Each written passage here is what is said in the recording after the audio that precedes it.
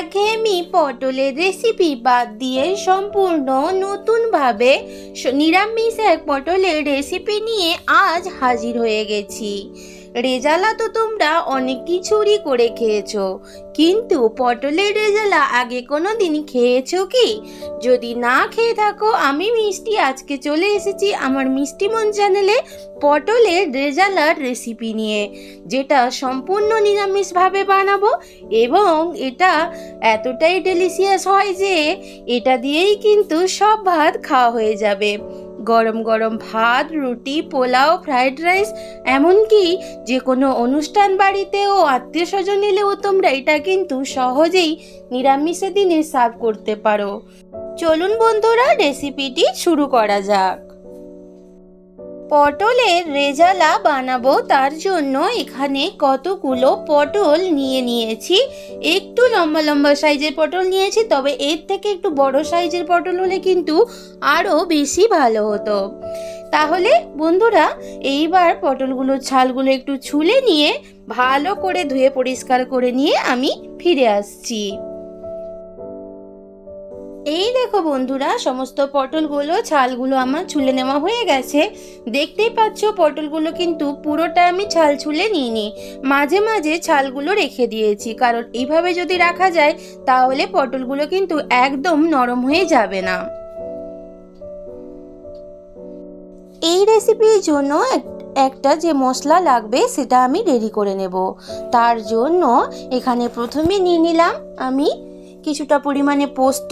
যেরকম যার পটলের অ্যামাউন্ট থাকবে সেই অনুযায়ী কিন্তু মশলাপাতিগুলো নিতে হবে।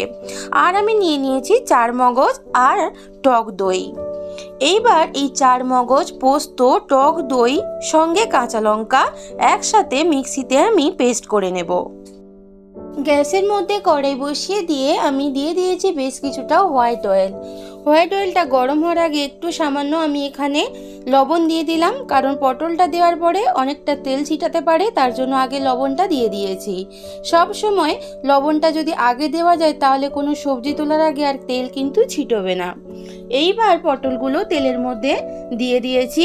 পটলগুলো মিডিয়াম টু লোতে কিন্তু ভেজে নিতে হবে। পটলগুলো এবার উল্টো দিকটাতে উল্টে দিচ্ছি, দুটো দিক হালকা করে ভেজে নেব। এই রেসিপির জন্য পটল কিন্তু একদম লাল করে ভাজলে এই রেসিপির আসল টেস্ট কিন্তু পাওয়া যাবে না। মোটামুটি দুটো দিক একটু সামান্য পরিমাণে হালকা করে ভেজে নিতে হবে। এতক্ষণ যারা আমার সাথে পুরো রেসিপি জুড়ে আছো, তোমাদের সবাইকে অসংখ্য ধন্যবাদ। এইভাবে আমার সাথে সব সময় থেকো। দেখতেই পাচ্ছ বন্ধুরা, দুটো দিক কিন্তু ভালোভাবেই ভাজা হয়ে এসেছে। বন্ধুরা দেখতেই পাচ্ছ পটল কিন্তু ভালোভাবেই দুটো দিক লাল লাল হয়ে ভাজা হয়ে গেছে। এবারে আমি পটলগুলোকে এক এক করে তুলে নেব। পটলটা ভাজার সময় অনেকটাই তেলের সাথে জলও কিন্তু বেরিয়ে গেছে। আলাদা করে আর আমি তেলটা চেঞ্জ করছি না, ওই তেলেই রান্না করে নেব। তোমরা চাইলে নতুন করে এটা চেঞ্জ করেও রান্না করতে পারো। এবার এখানে গোটা গরম মশলা ফোড়ন হিসেবে দিয়ে দিলাম, দারচিনি, লবঙ্গ, এলাচ, জয়িত্রী দিয়ে দিলাম। এইবার আমি এখানে দিয়ে দিচ্ছি যে মশলাটা বানিয়ে রেখেছিলাম ওটা দিয়ে দিলাম। টক দই, পোস্ত, 4 মগজ, কাঁচা লঙ্কা একসাথে আমি পেস্ট করলাম, সেটাই দিয়ে দিচ্ছি এখানে পুরোটাই। এটাই কিন্তু এই রেসিপির মেন ইনগ্রিডিয়েন্টস, এটা দিয়েই রান্নাটা কমপ্লিট হবে। এবারে গ্যাসের ভলিউম মিডিয়াম টু লোতে রেখে মশলাটা ভালো করে কষিয়ে নিতে হবে। তবে বেশিক্ষণ কষালে কিন্তু হবে না, যেহেতু টক দই দেওয়া আছে তাই বেশি কষানোর দরকারই নেই। দেখতেই পাচ্ছ বন্ধুরা, ভালোভাবেই কিন্তু মশলাটা কষানো হয়ে গেছে। এইবার এখানে আমি দিয়ে দিচ্ছি আরও একটু স্বাদ মতো লবণ। পটল ভাজার সময় একটু আমি লবণ দিয়েছিলাম, সেটা কিন্তু মাথায় রাখতে হবে। এইবার এখানে একটুখানি দিয়ে দিচ্ছি চিনি। যেহেতু এটা একটু রেজালাটা মিষ্টি মিষ্টি টেস্ট হবে, তার জন্য একটু চিনি দিয়ে দিলাম। তোমাদের পছন্দ না হলে দিতে না পারো, কিন্তু এই রেসিপিতে একটু মিষ্টি মিষ্টি ভাব হলে কিন্তু ভালোই লাগে, না হলে অতটা ভালো লাগে না। এইবার আমি এখানে ভেজে রাখা পটলগুলো দিয়ে দিচ্ছি। এইবার পটলগুলো দিয়ে সমস্ত মশলার সাথে একটু মিশিয়ে নিয়ে আরও একটু টাইম নিয়ে কষিয়ে নেব। আমার আজকের এই রেসিপি যদি ভালো লাগে অবশ্যই লাইক করো এবং কমেন্ট করে জানিও তোমাদের কেমন লাগলো। আর যদি একটু বেশি ভালো লাগে নিজের বন্ধুদের মধ্যে, আপনজনদের মধ্যে একটু শেয়ার করে দিও।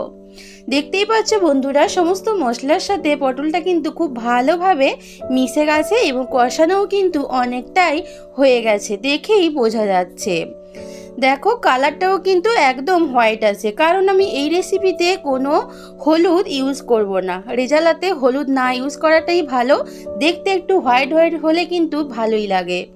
এইবার এখানে আমি দিয়ে দিচ্ছি একটু উষ্ণ গরম দুধ। আমি এখানে পটলের অ্যামাউন্ট অনুযায়ী 1/4 বাটি লিকুইড দুধ দিলাম। লিকুইড দুধটা দিলে কিন্তু এর টেস্ট অনেকটা ভালো লাগে। আর দেখো দিয়ে এবার ভালো করে মিশিয়ে নিচ্ছি। দেখতেই পাচ্ছ বন্ধুরা, আগের থেকে পটলটা কিন্তু খুব ভালোভাবেই সেদ্ধ হয়ে গেছে, দেখেই বোঝা যাচ্ছে, এবং পুরো মশলাটার সাথে কিন্তু সুন্দরভাবে মাখো মাখো হয়ে গেছে। এবার এখানে একটু দিয়ে দিচ্ছি ভাজা গুঁড়ো মশলা। এটা আমি একটু জিরে, একটু ধনিয়া, একটু গোটা গরম মশলা আর শুকনো লঙ্কা একটু ভেজে গুঁড়ো করে রেখেছিলাম, ওটা দিয়ে দিলাম। এটা দিলে কিন্তু এই রেসিপির টেস্ট অনেকটা ভালো আসে। আর এখানে আমি দিয়ে দিলাম সামান্য পরিমাণে ঘি। রেজালাতে একটু ঘি দিলে কিন্তু টেস্টটা অনেকটা ভালো লাগে। এইবার সবকিছু একটু ভালো করে মিশিয়ে নিচ্ছি। এত সুন্দর একটা রেজালা থেকে স্মেল বেরোচ্ছে, যেটা ঘ্রাণেই কিন্তু মানুষ এই রেসিপির প্রেমে পড়ে যাবে। রান্নাটা আমার একদম কমপ্লিট। এবারে আমি সার্ভ করে নিয়ে ফিরে আসছি। গ্যাসের ভলিউম অফ করে স্ট্যান্ডিং টাইমে রেখে দিয়ে 10 মিনিট বাদে সার্ভ করে নিচ্ছি আজকের রেসিপি পটলের রেজালা। যে কোনো নিরামিষের দিনে, পুজো আর্চার দিনে, বাড়িতে কোনো অনুষ্ঠান থাকলে অবশ্যই তোমরা এই রেসিপিটি বানিয়ে ফেলতেই পারো অনায়াসে, এবং খুব চটজলদিও বানানো হয়ে যেতে পারে এই ডেলিশিয়াস রেসিপিটি। এটা এতটাই ডেলিশিয়াস যে তোমরা এই রেসিপির প্রেমে পড়ে যাবে একবার খেলে, এটা আমি বলতে পারি। আমার চ্যানেলের পুরনো এবং নতুন বন্ধু সবাইকে আমার পাশে থাকার অনুরোধ জানিয়ে বন্ধুরা আজকের মতো তোমাদের থেকে বিদায় নিচ্ছি। ফিরে আসবো নতুন কোনো রেসিপির সাথে। ততক্ষণ সবাই ভালো থেকো, সুস্থ থেকো, সব সময় হাসতে থেকো। টাটা বন্ধুরা।